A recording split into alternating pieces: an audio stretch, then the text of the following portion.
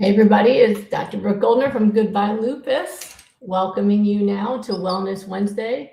It is so good to see so many of you already here and making sure we are live everywhere, which we are. Hey everybody, I hope you're having a great week so far.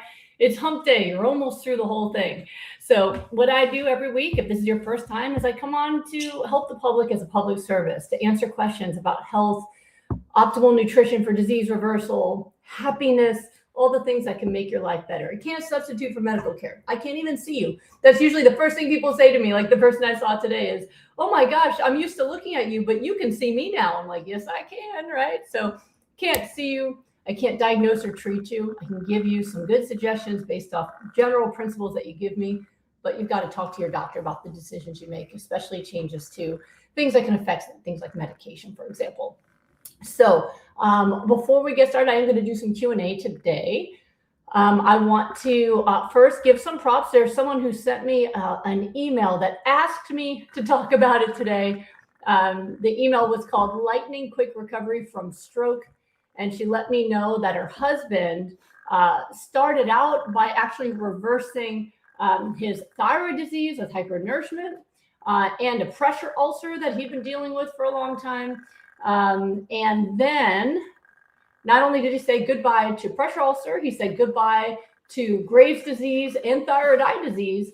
But then on top of that, he did have a stroke. He was still eating a little bit of meat. Yeah, he didn't stick with it, but he did have a stroke and lightning quick response. Within a couple days, he was out about walking and even going back to work after initially not being able to move part of his face, and his speech was affected, having trouble moving. And he was, it was miraculous how quick his recovery is.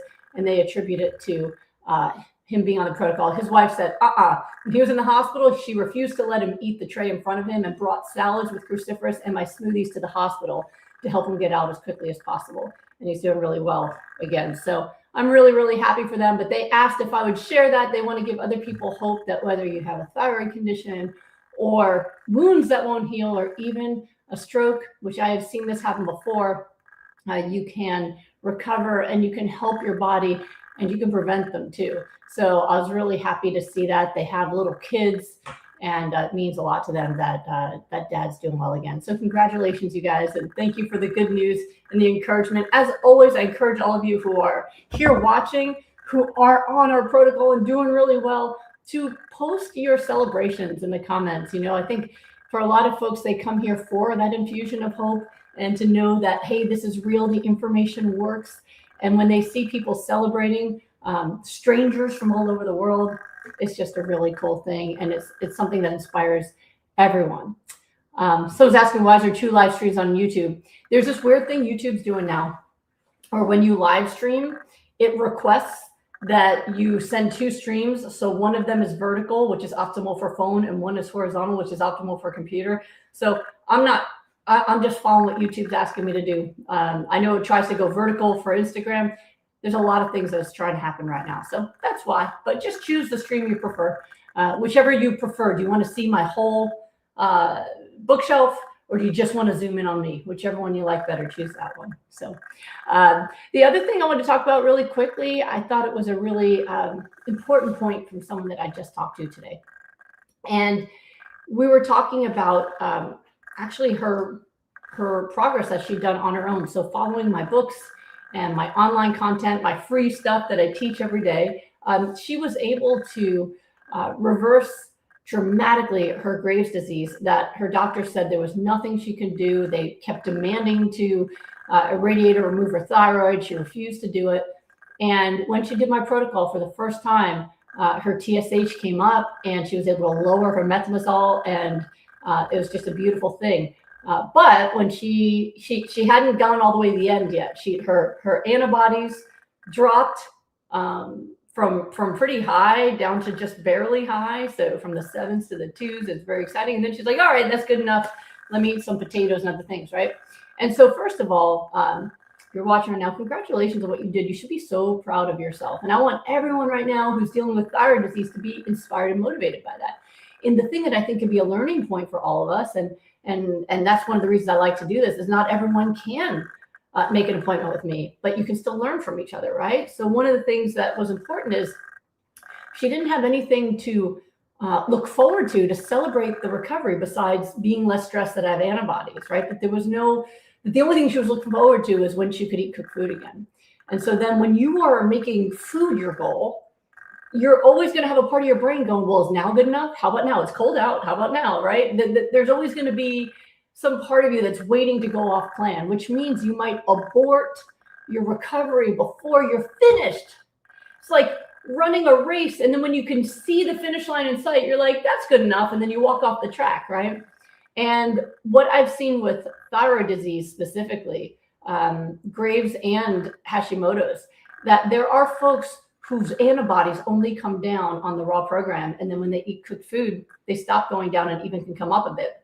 And so the goal really is to stay with the full protocol until they're in normal range, unless, as I told her, you're okay with keeping some level of antibody. But unless you're in remission where you don't need medication anymore, that's not the best choice, right? The best choice is go forward. And so one of the things that we were really working on, that I was working on with her, is what is your reward going to be that's more exciting than eating cooked food? Like having some kind of reward once a week, once a month, for whatever you need to make it so that you're like, wow, for every week that I stick with this plan, I'm going to celebrate by going to an escape room, celebrate by going bowling or to Topgolf, celebrate by, doing something, going to, maybe for every month I do something really big, like a concert. I introduced her to places where you can get discounts on things like Groupon and stuff like that, that there's so many ways that we can look out to enjoy our life. And that's actually what you want to focus on, right?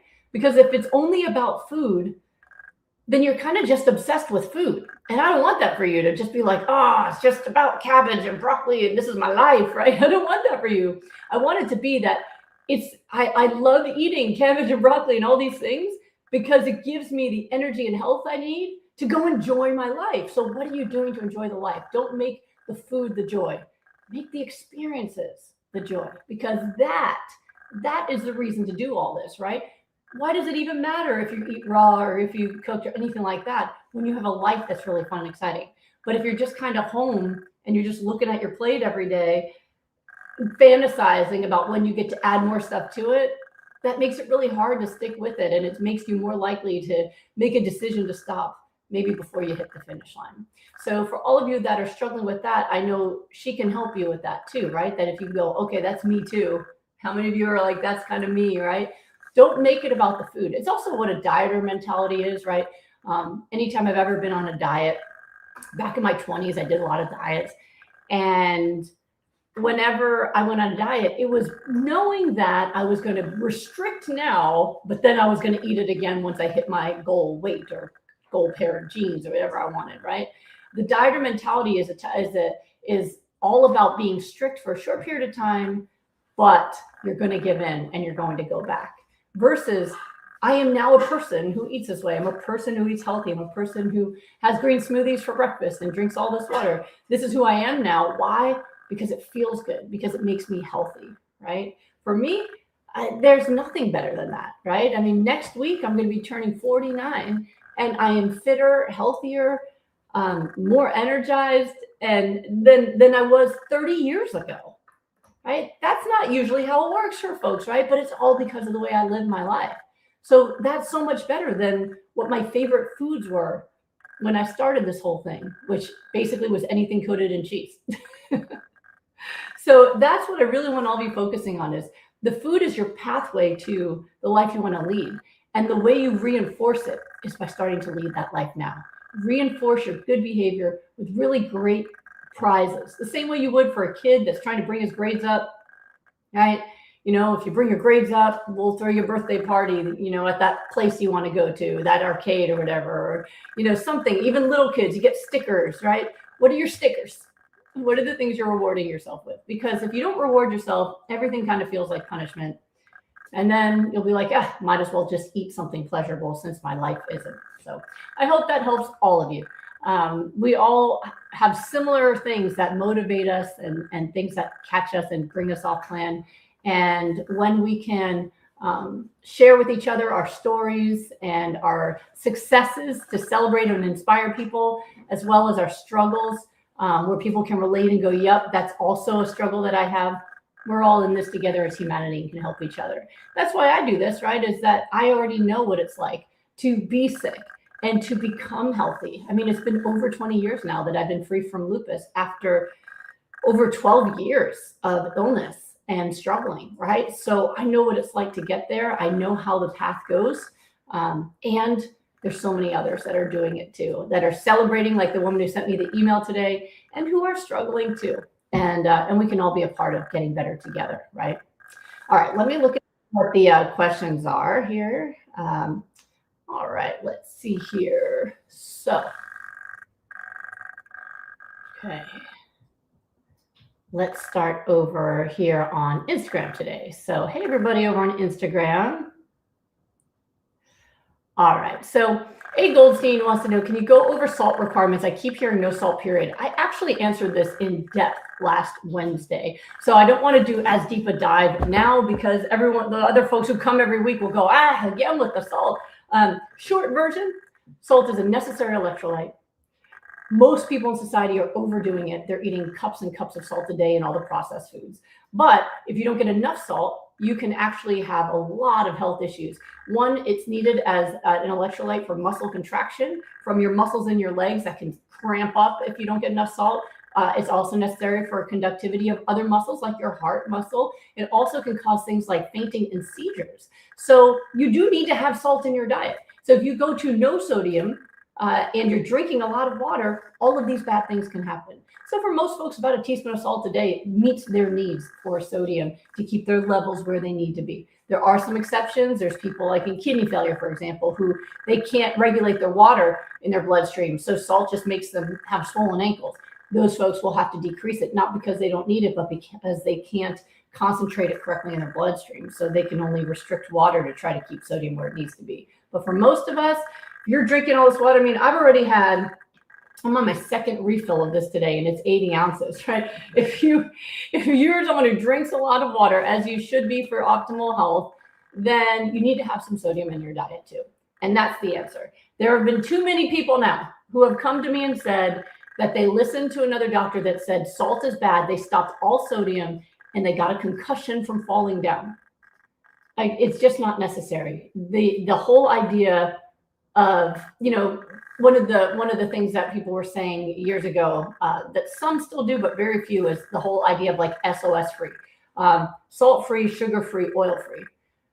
Sugar free, I'm all on board. Oil free, well, not when it comes to flax oil or chia oil. That actually promotes health. Other oils, yes, those make you unhealthy, but omega-3 oils like flax and chia actually make you healthier. So there's a little bit of subtlety there, right? Sodium free, no, not for people who are drinking a lot of water, right? So when people do that, when they go high water, low salt, a lot of bad things happen. And I've seen it too many times. So just don't, I'm not saying to have a cup of salt a day, but I'm saying if you're drinking a gallon of water a day, 1 to 2 teaspoons are probably what you need, especially if you're exercising. I was talking to someone yesterday who was, she was not doing sodium. She was drinking a gallon of water a day or more, and she was doing hot yoga, and she was dizzy all the time. And then she was hyponatremic on her labs, meaning her sodium levels were too low. It's like, you're exercising, you're drinking water, you need sodium. So that is the answer, okay? And we have to evolve with information, right? We have to do that. I didn't even know I had to talk about salts until people started coming to me with episodes of fainting and all of these muscle cramps. And I realized it was because they were getting zero. And I went, okay, now I have to start talking about sodium. So it's important. All right. Let's see here. Let's see what else people are asking on Instagram. All right, Loa Food. Dr. G, does your protocol help with subjective impairment? So if you're talking about some mild cognitive impairments, generally speaking, at least in our rapid recovery programs, people tell me that it does. Now, I don't know that it's necessarily reversing things like early dementia, but I think a lot of people have impairment in cognitive function from other reasons. Remember, your nutrient density matters. Your brain requires nutrition to function optimally. Also, hydration, even mild amounts of dehydration have been shown to impair cognitive function significantly. So omega-3 fatty acids, they're going to optimize neurons and neuron repair and neuron functioning as well. So there's a lot of ingredients that will optimize the brain capacity that you have right now. Also in disease reversal, it helps, right? If someone reverses thyroid disease and they were hypothyroid and feeling sluggish and brain fog, they start to feel better, right? So yes, most people feel a change in their brain function when they start doing this protocol, especially in a very aggressive manner. Okay, let's see. Okay, Healing Health 28 says, I have been on the Goodbye Autoimmune protocol for 90 days. My SCL antibodies went from 5 to 2.2 and now seem to be stuck or stalled around 2.2. What do I do? They will not budge, but I feel great. I think that that's actually great. I think that you did a great job reversing your illness. How do you know? One, your antibodies dropped, and two, you feel great. So that is the most important factor in understanding whether or not you're doing well, right? That's the most important thing. As for the antibodies themselves, let's see here. So I'm looking up the anti-SCL antibody range. So to be considered negative, it needs to be somewhere, well, less than 1 obviously is negative, or less than 20 often means not active. It's also negative. So depending on the lab, it'll be less than 1, less than 20, or less than 29. So I would say, according to most of these, you actually don't have any active disease. And so if you feel great, your antibodies came down, I would go into step down and just lock it in and enjoy your life. That's what I would do. And celebrate like crazy. This would be a great reason to go out and have some fun and celebrate it. Goodbye, scleroderma. All right, let's see. All right, and one more on the Instagram side. Dr. G, my baby loves smoothies. She's 10 months old. As she grows older, is a whole food plant-based diet okay for development? I have friends asking me about calcium and malnourishment. Probably the same friends that give their kids hot dogs, right? It's fabulous. I've raised my boys that way. Solomon is just turned 17, and he has never had an animal product in his life.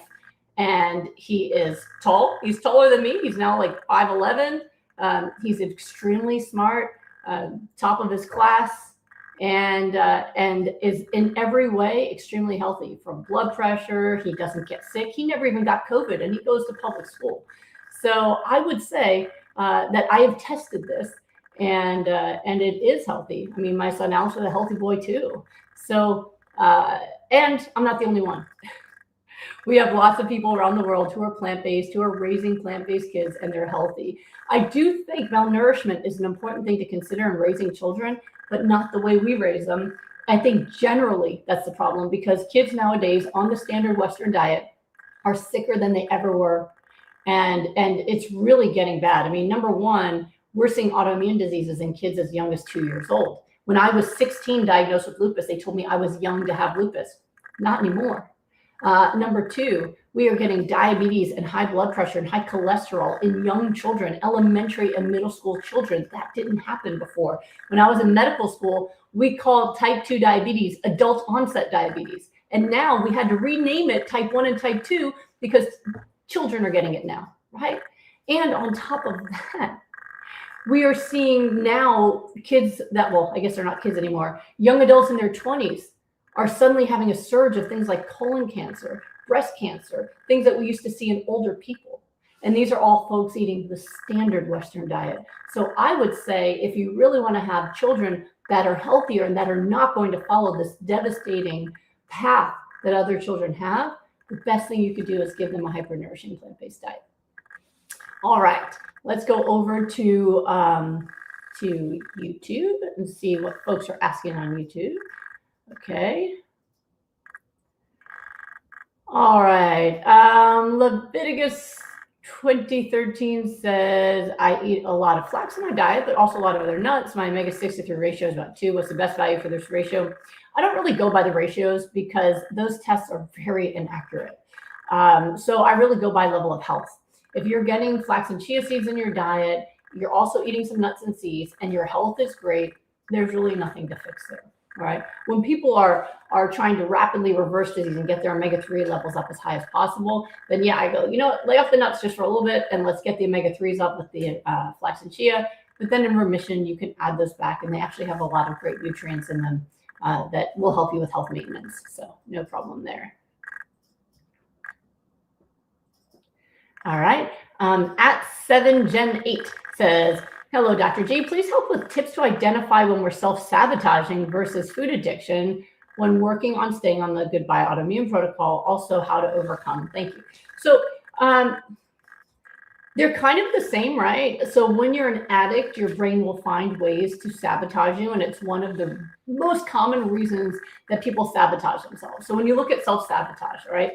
Most common reasons. Number one is food addiction, right? It's a physical addiction to what you used to eat, which means that the first month of trying to eat this way is hard. There's a lot of cravings and withdrawal and mood swings and all that kind of stuff. So that's food addiction. And when you have food addiction, your brain will harass you for like the first 3 weeks pretty intensively, especially in the third week, to stop this madness and to go back to giving it what it wants, all right? It definitely, that is a big reason people self-sabotage.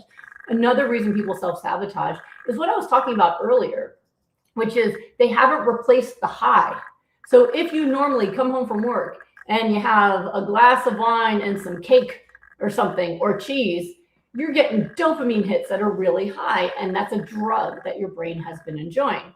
Not your body, but your brain enjoyed that rush. If you take that away and you come home and you eat a salad, your body's like, oh, thank you. But your brain is like, where's my drugs? Where's my drugs? I want my drugs, right?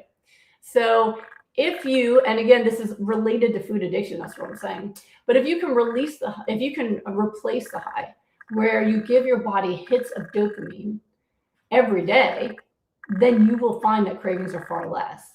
I know that when I first started doing this, I was working out at least 5 days a week at the time.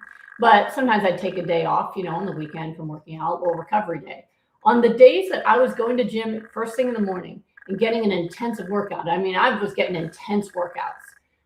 I didn't even mind. It didn't matter to me. Like, shove some broccoli in my mouth, drink some water, do my charts, see patients. Didn't even faze me. But on the weekend, if I took the day off, I found I had more cravings. And I remember saying something to Tom like, man, I wish that if I was going to crave pizza, I'd rather crave it on a day that I worked out, so at least I would have burned some off. But instead, I crave it on the day off. But I didn't understand back then. It was all about the dopamine. My brain was like, hey, still waiting. Okay, you know what? Let's call for pizza, which I didn't do it because I was motivated to stay strict. But it was just interesting to note the difference. And so it ultimately, whether you use exercise or whether you use other fun things, if you find ways to get high and enjoy life, food cravings are less. If you're working hard, caretaking, just focusing on, the work of life without the high, then yes, your brain is going to haunt you because it wants the high. It needs it. Give me something good, right? So those are usually the things I see is that, yes, food addiction is a factor, but the sabotage usually stems from inadequate self-care. So you have lower moods, less dopamine rush, and so your brain just kind of convinces you to add something else, right? Now, how does self-sabotage show up? Oftentimes, well, if you have a goal for your life, for your health, and you do something that goes against that goal, that is self-sabotage. Sometimes in my group, the first time I try to do that coaching, we do a lot of coaching to help people stop sabotaging their health. Sometimes they'll say like, oh, I wasn't sabotaging myself. I just wasn't hungry. I was hungry and I didn't have food with me and I had to eat. I'm like, 100% you self-sabotage because you ate something inflammatory after enrolling in a program to reverse your disease and eat on plan. So you sabotage yourself. That 100% happened. Now we got to look at the excuse, right? Because truly, if you're like, no way I'm sabotaging this, if you were hungry and didn't bring food with you, you just wouldn't eat. You drink water until you got to the store and then you would get your food, right? That wouldn't hurt yourself because you wouldn't have eaten anything bad. You can last without food. People think that they're starving if they miss a meal. Humans, there are people who do, fasting for months, right?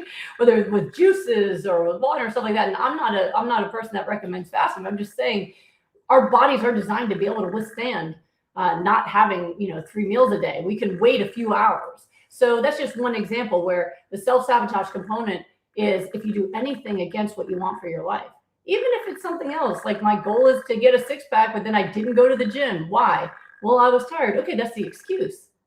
But still sabotage myself, right? So, the key is to commit that no matter what you feel, where you go, what you're doing, who you're with, you stick to this no matter what, because what you want most matters most. So remembering your why, because that's the biggest way out of this, right? What do I want more than soup? What do I want more than a potato? What do I want more than pizza? What do I want more than that? I want to be one of those people that can come on the live and go, my antibodies are negative and I feel great. I want to be able to go out into this world and have energy and enjoy myself. I want to age in reverse, right? All those things are better than one meal, ever will be. So your why is a big component. In my book, Goodbye Autoimmune Disease, I teach that I based it off the training I do in my rapid recovery group. And so I copied coaching that I did in the group and turned those into chapters to help people who are trying to read and follow along. It's been a few years, so obviously there's more coaching that's happened. But one of the sections is specifically on finding your why. Make that forefront in your mind every day, and don't let any excuse be a good enough reason to go off your plan. And make sure that you fill your life with dopamine-rich events and activities so that you replace that high, and it's easier for you to withstand the cravings and the negative brain chatter. So that is my full answer to that. All right, let's see here. Margie Hausman, sorry. Will the protocol help burning mouth syndrome? I have had people in my rapid recovery group have that go away, especially since it was connected to things like Sjogren's and dry mouth. Definitely have seen that. All right. Tammy Hilton, you're welcome. She was just thanking me for all the free content and coaching. I'm so happy that you're enjoying it. That's what I'm here for. All right. Jason says, is it just iodine you need to be careful about consuming at the same time you eat smoothie, or does the timing matter for other supplements or medications? Typically, it's more the iodine in terms of your supplements, just because you want to absorb all of it, and cruciferous vegetables just have too much nutrition. They compete too much with the iodine. So you have that separately.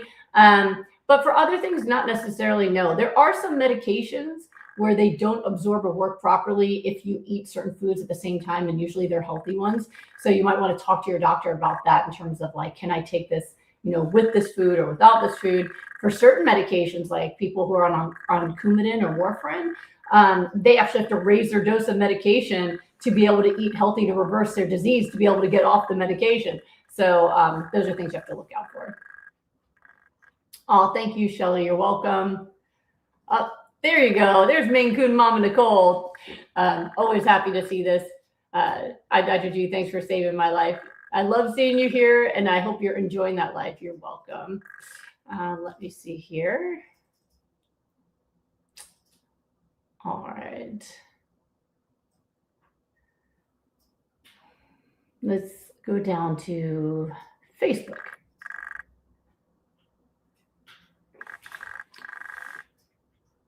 Okay.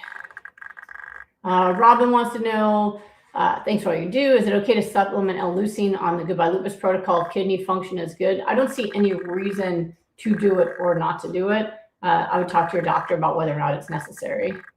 All right. Let's see here. I appreciate all of the hellos. Wonderful Man on YouTube said, are you a real person or AI model? I'm definitely a real person. I am not synthetic. Yeah, that is definitely real. But how do you prove it? I don't know how to prove it. I'm definitely real. This is me.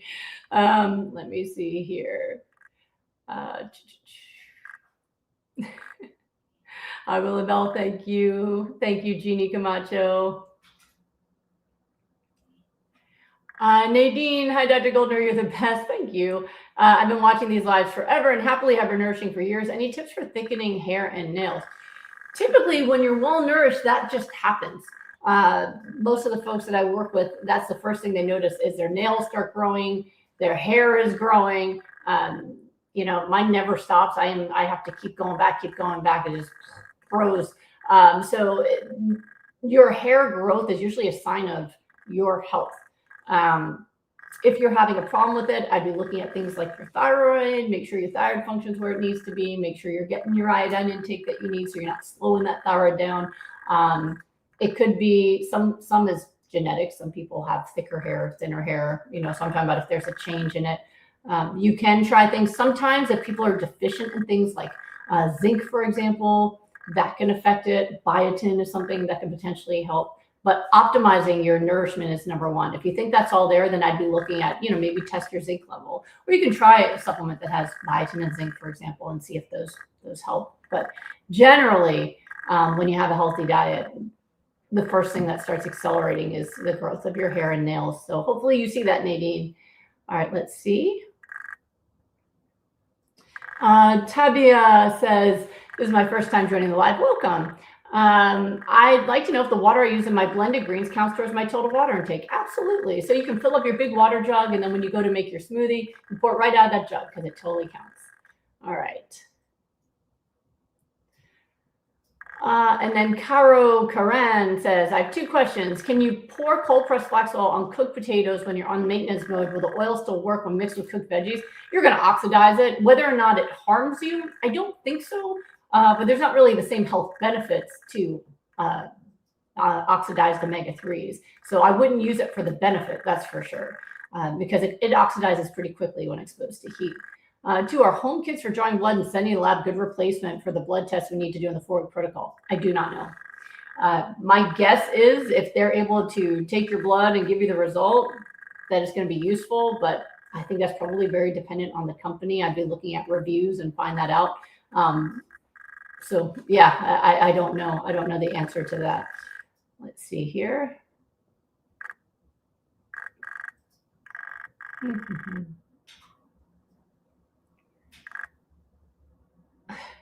Teresa Shrewsbury, how do you get all the smoothie down? I always end up throwing about a quart out. It's too much. Well, if it's too much for you, I get it down because I just take the cup and I put the straw in my mouth and I just drink it down, and then it's down. One blender is about 2.5 of these cups. So usually when I make the blender, I pour it into 2 cups, and then whatever's left over, I just chug that down on the spot. Now I got 2 cups left to go. Easy to finish that by, well, normally I'd be finished by now, but I had some other things I was doing, but a few steps left in this one. Dinner time I've already done and moved on. So your issue might be just managing your time. You can just make sure that you're not just kind of sipping and putting it down, walking away from it. One could be taking the amount and put it into maybe 4 cups, smaller ones, and you just have 1 little cup 4 times a day, breakfast, snack, lunch, snack, dinner, right?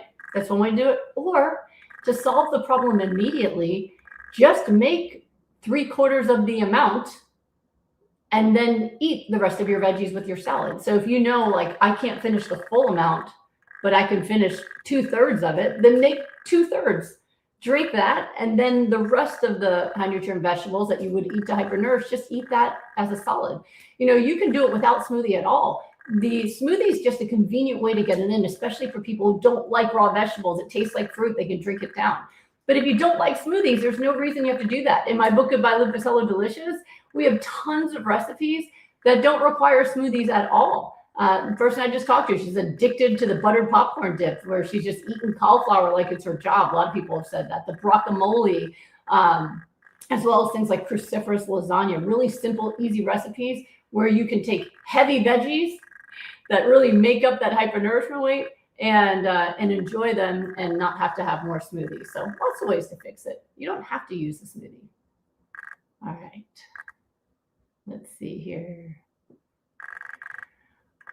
All right, Marianne, thank you, Dr. G. Love all you do. Oh, I had horrible diarrhea on and off for weeks. I've been hypernourishing for years. I started a new creative months ago. What lab test do you recommend? So first of all, it's important to know because other people have been messaging me lately.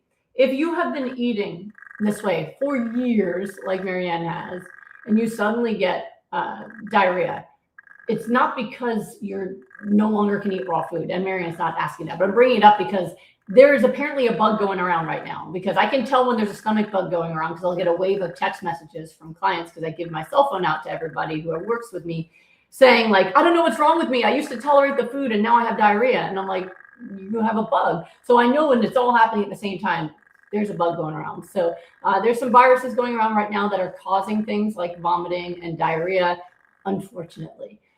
So when that happens, you've got to take care of that. So one, you have to make sure you stay hydrated. So drink your water, make sure you're getting salt too, keep your electrolytes where they need to be.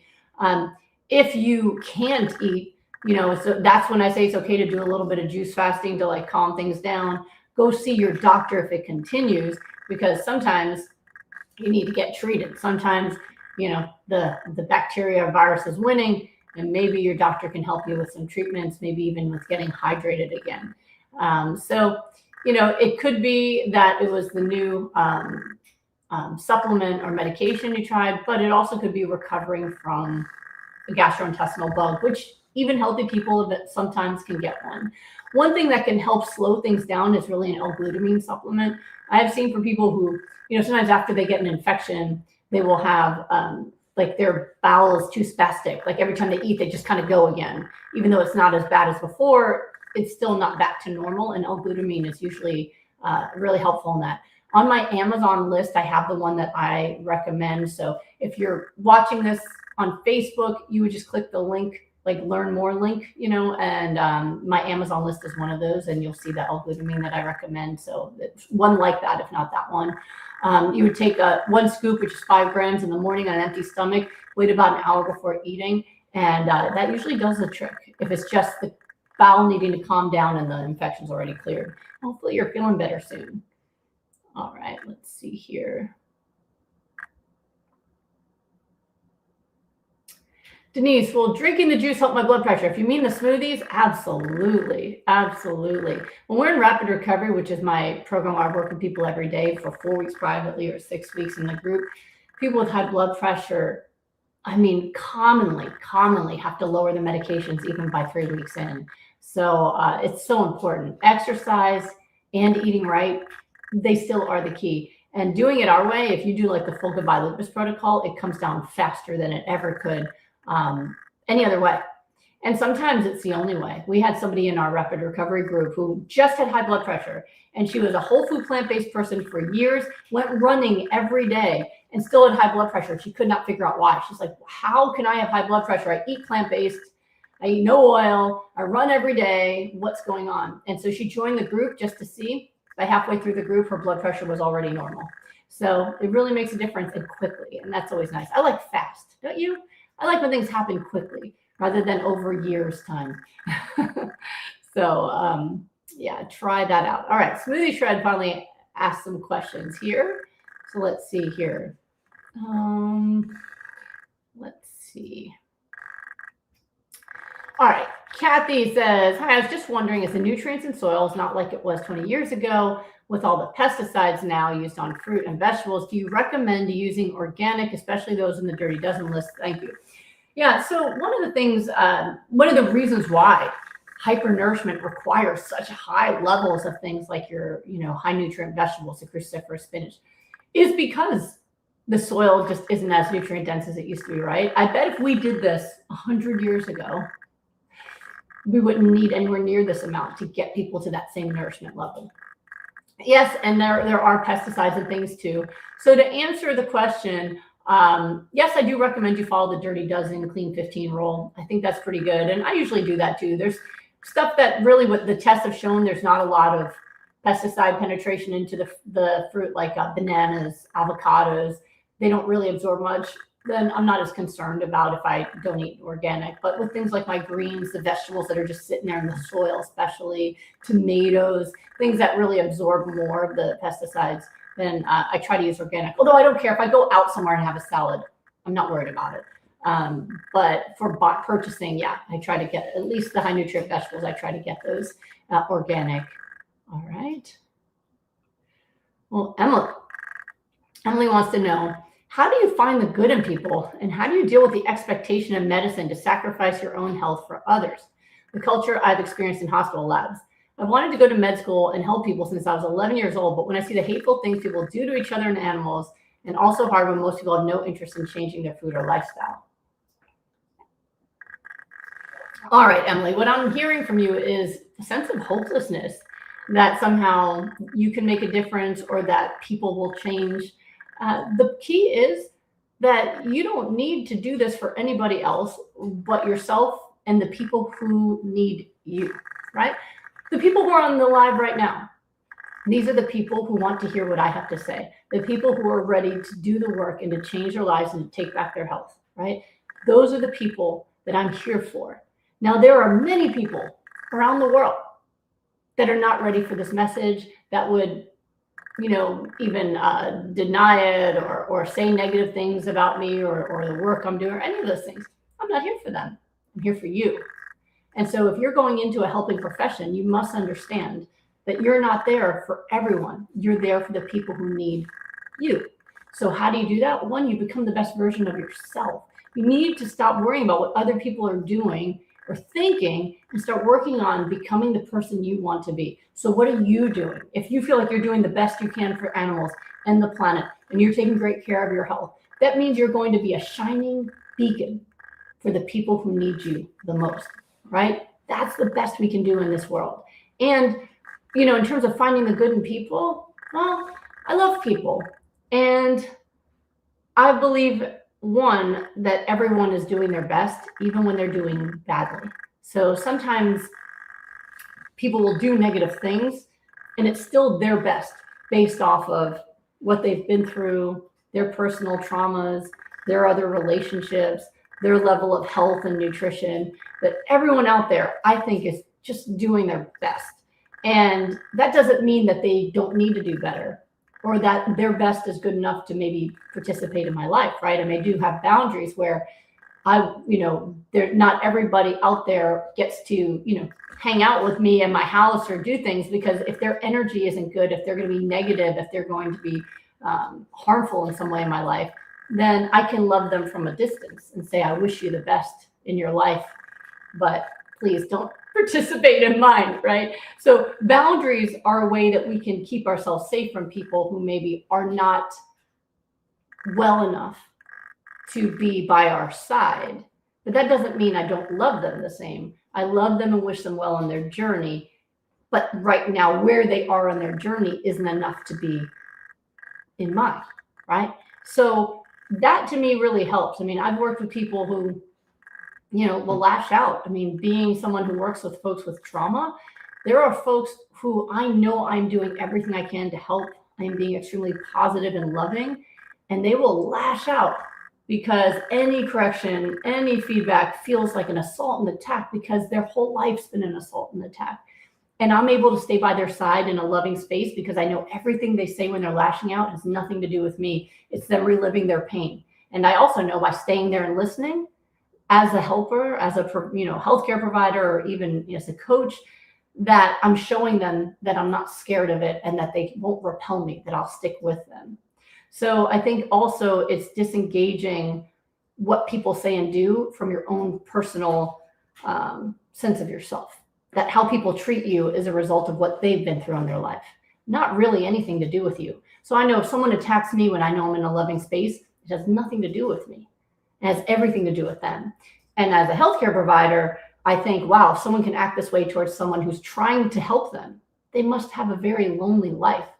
Because if you can feel attacked and afraid among a helper, then how do you feel out there in the world with people who maybe aren't even caring enough to try to reach out and help you? It's a scary, lonely place to be afraid and angry and wounded.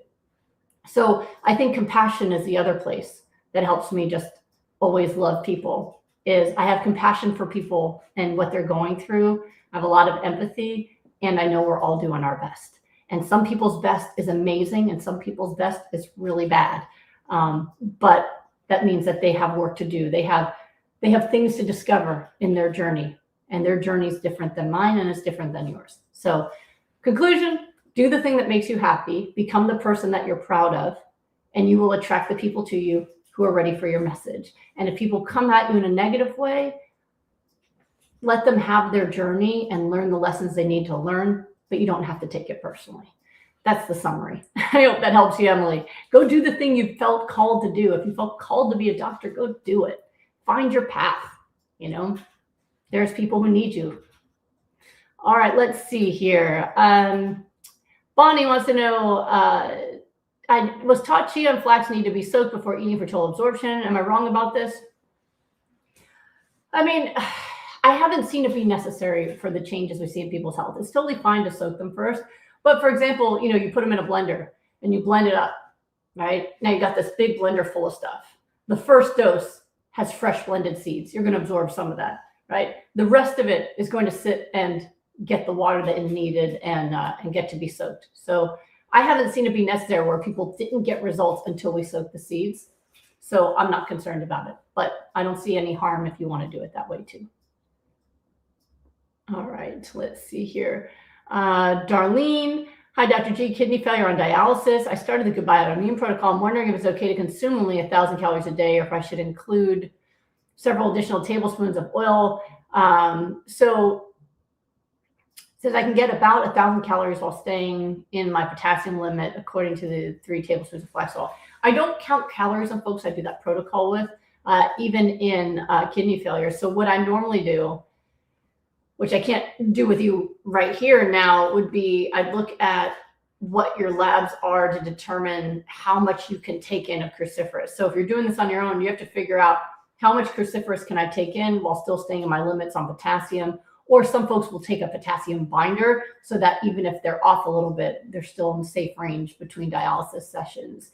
Flax oil is a great way to go if you want to make sure your food occupies most of your food intake.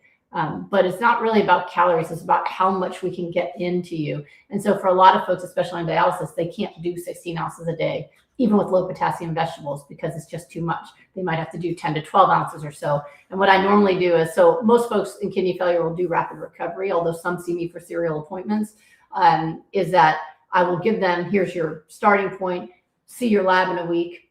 And if you're using it all effectively, great.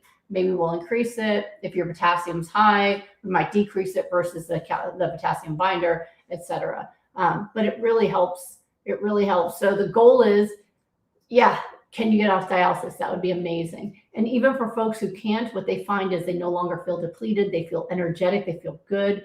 I've seen people get off dialysis. I've also seen people cut back to twice a week or even once a week. So if you can just feel good on dialysis, step one. If you can reduce it, that's going to be amazing. And it also depends on the disease process as well. So I'm here if you need the help. The appointment or rapid recovery is usually the way to go when you have organs that are failing and also require adjustments to nutrition. But if you're having success, then that's fantastic. All right, let me see here. Arlene wants to know, if I worked with you in the group years ago, can I still contact you with questions? Of course you can. I have people who have done our rapid recovery programs many years ago. I mean, because we started doing them in 2017, who are still in touch with me, who still send me, you know, messages to let me know the cool things they're up to and stuff going on in their life. It's pretty awesome. Yes, absolutely, you can. All right. Kathy says, thank you, Dr. G. I'm just starting out after reading your case study on 3 women who have lupus and Sjogren's who are all symptom-free after doing rapid recovery. One of them 8 years out already now. And I have a case that's even longer than that. But it's pretty awesome. It works. So yes, I'm hoping for you to reverse that Sjogren's. Oh, Emily, I'm glad that helped. Hugs back to you. All right, let's see.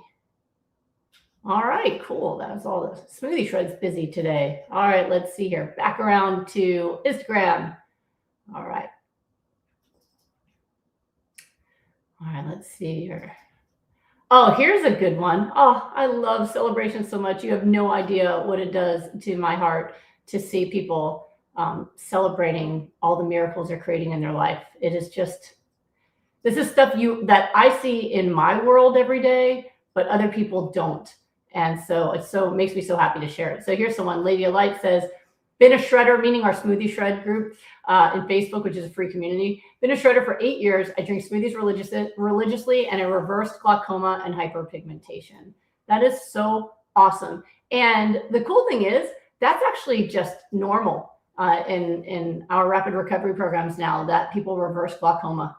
even in their 70s. It is such a wonderful thing. Even getting vision back, it's amazing. It is an amazing thing what the body will do when you give it the ingredients it really needs. All right.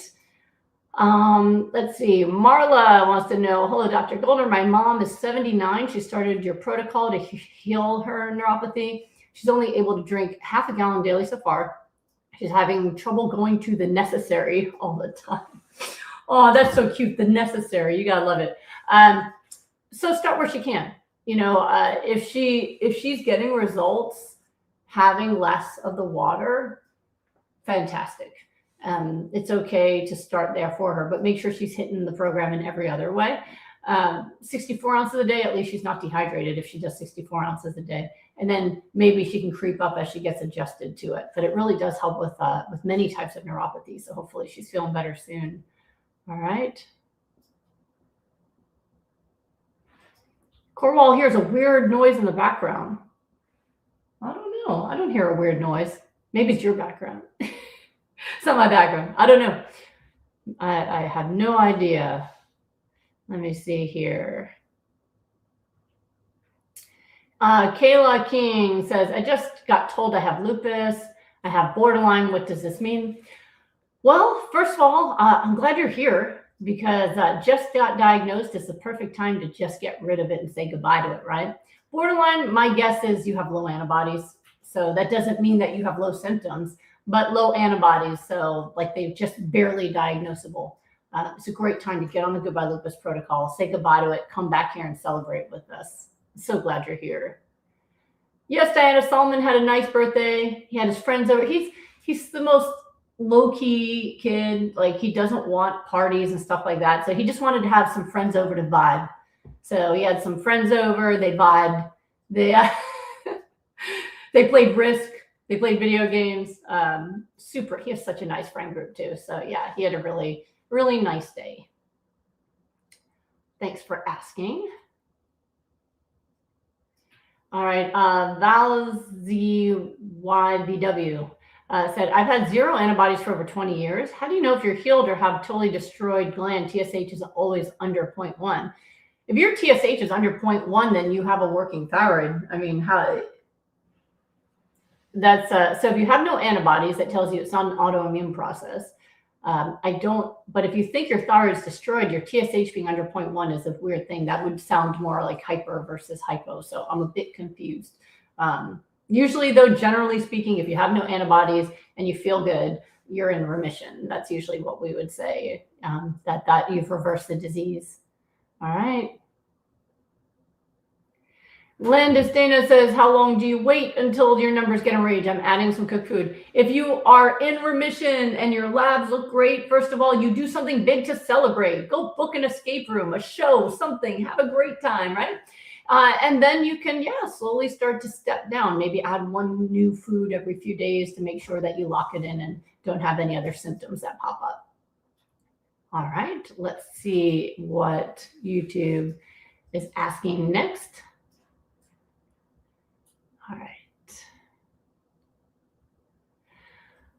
All right. Rosio something. How can we connect with you? I'm from Kenya. Well, so in the YouTube video, since you're on YouTube, there's links there. So one of them is like for more information, If you click on that, it shows you a link tree. And the link tree has more free resources, as well as things like here's my Amazon list if you want to know like what I'm using or whatever. And then there's also like my books and things like that. But there's also a link to my website. So if you want to book an appointment and talk to me, you can go right through that and it'll let you book an appointment versus the program. So, all right. Jackie Saltis, can it help eczema? Yes, we've absolutely seen reversal of eczema and other skin conditions. What's up, Straight Pride? Let's see here.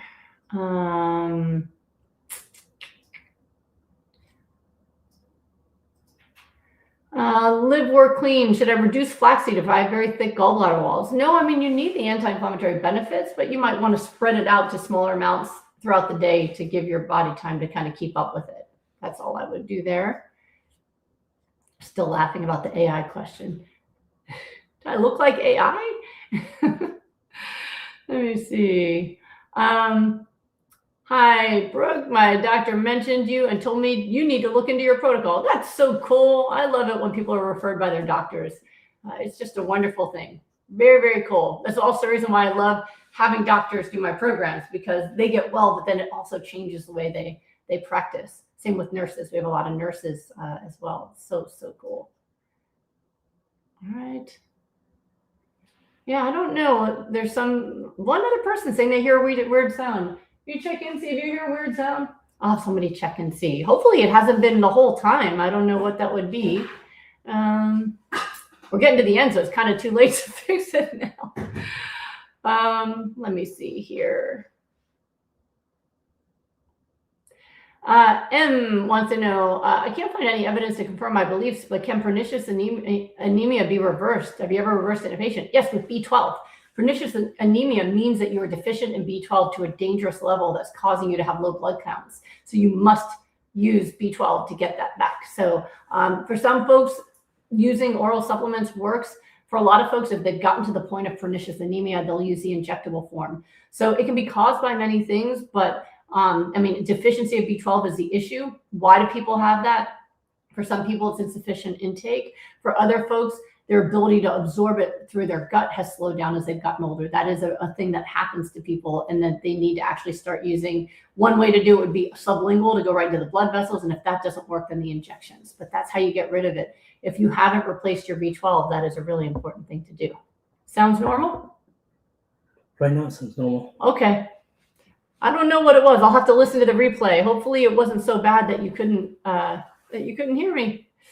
All right, let's see here.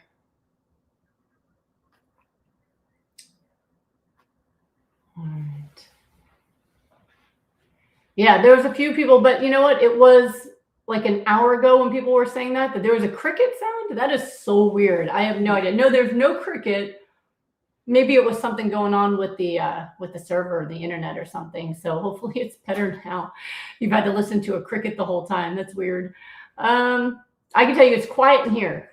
All right, let's see here. Dr. G, mother of an 8-month-old baby battling autoimmune. Can ankylosing spondylitis be reversed? Yes. Yes.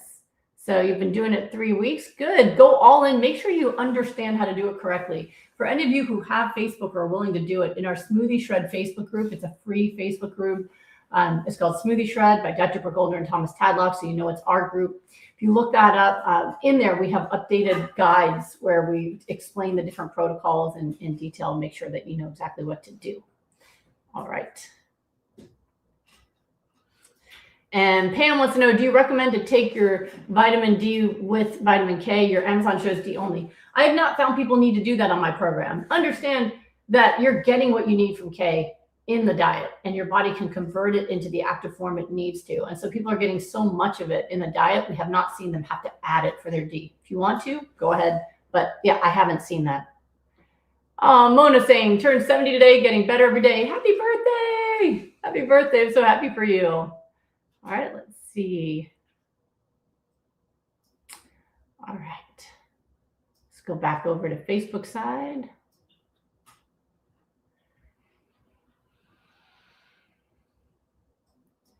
Courtney Joseph says, is it smart to start while in the middle of a bad organ affecting flare? I don't want the flare to get worse. Yes, the best time to start taking care of yourself is now, especially if you're sick. It's going to optimize your ability to heal and to get over the flare faster. I have people who have literally joined my rapid recovery group straight from the ICU, even people who have, they did ICU, home from the hospital, right into my group. And I've had people start in the hospital. They're in the hospital, their family's bringing them the food so that they can heal faster and get out of the hospital. So please, yeah, definitely start right away.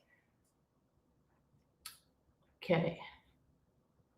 And Dora wants to know, when did you know you were healthy enough to start cutting back on your autoimmune medication after lab tests? So yeah, so my story, this is now 20 years ago. I didn't know that it was possible to be lupus free. And so even when my labs were normal and I felt great, I stayed on medication because I'd had lupus for over 12 years. And since I was a child, was taught that I had an incurable disease, that I couldn't be off medication. So for the first year, I still took my medicine. I was giving myself shots in the belly every day with my blood thinners. even though my labs were negative for lupus, negative ANA, normal complement levels, and no antiphospholipid antibodies, which was what was causing my blood clots. And I still took them because, I had lupus and it was incurable. And after a full year of no symptoms, which for me was remarkable. I was 28 and I'd had lupus in 16. So to have a year go by with normal labs and no symptoms when it never had happened before, that's when I finally brought it up with my rheumatologist and said, listen, if I don't need the meds now, my labs are negative. Can we maybe stop with these blood thinners and all that kind of stuff? And they were terrified. My doctor said, I keep you on them to treat my anxiety. That's what he said. And I was like, I don't want to make you anxious, but I hate all the bruising I get from it. And I don't have antibodies that cause clots anymore. So that's when I went off my medications with the agreement that I don't want to die. I don't want to have a stroke. I will come back here every month and check on it. And so I kept coming back. We would get my labs negative, negative, negative. And after another year of 0 relapses with no medication, that's when I was fired by the rheumatologist who said, I don't know what to do with you. If you're ever sick, you can always come back, but we have nothing to do. You don't take meds, you don't have symptoms. There's no reason for you to come back. And I've never relapsed. I've never been back on medication. I've never had joint pain come back. I've never had blood clots come back. And I'm going to be 49 next week, and it'll be over 20 years since I went off all medication and have been healthy ever since. So for most folks nowadays, they don't need to do that because I now know it's a reversible disease. So I believe it now. When somebody's labs go to negative and they're symptom-free, I believe it, right? So if they are in a state where I practice medicine and I can assist with their tapering, I'm happy to do that. Otherwise, their doctor, wherever they are, can say, oh, wow, negative labs, no symptoms, and they can talk to their doctors about, hey, I would like to reduce my medications. Do it with your doctor, though, because if you suddenly stop medications that are used in autoimmune disease, even if you're in remission, you can have rebound inflammation and symptoms and issues. So it's very difficult to get off of them. Do it with your doctor under their supervision in the order they recommend while telling them that this is what you want to try. And you can use my line. I don't want to die. I don't want to suffer. I just don't want to take more meds than I need. And right now, with my symptoms and my labs, I'm actually in a full remission and I would like to try that. So that's how you do it. It's a very exciting time when that happens. All right, everybody. Well, it was so good to see all of you guys here. I hope that even if you didn't get your question answered, that hearing the other answers still has helped you with your health. The most important thing you do is just start and remember what I said in the beginning. Make some big plans to reward yourself for every week on the plan, every month, every breakthrough, so that you remember that this is worth it and it's exciting and it's good, instead of being too focused on what you feel like eating in the moment.